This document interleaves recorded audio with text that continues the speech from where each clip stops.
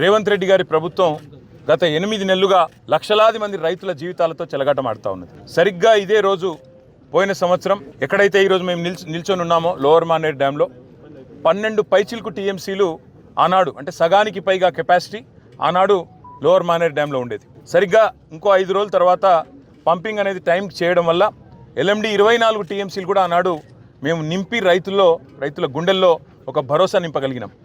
కానీ ఈ సంవత్సరం ఇప్పుడే అధికారులతో మాట్లాడుతూ ఉంటే అధికారులు స్పష్టంగా చెప్తా ఉన్నారు, ఇప్పటికి 45% తక్కువ వర్షపాతం నమోదైంది ఈ సంవత్సరం.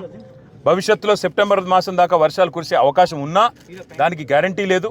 కాబట్టి పంపింగ్ అనేది ఇంకా మేము నిర్ణయం తీసుకోలేదు అని అధికారులు చెప్తా ఉన్నారు. ఇవాళ అక్కడ లక్షల క్యూసెక్కుల నీళ్లు కిందికి పోతా ఉన్నాయి ప్రతిరోజు కిందికి గోదావరి నదిలో. మేము అందుకే మా పార్టీ యొక్క శాసనసభ్యులు, శాసన మండలి సభ్యుల ఒక బృందం ఈరోజు అసెంబ్లీ సమావేశాలు ఉన్నప్పటికీ అందరం బయలుదేరి ఇక్కడికి వచ్చి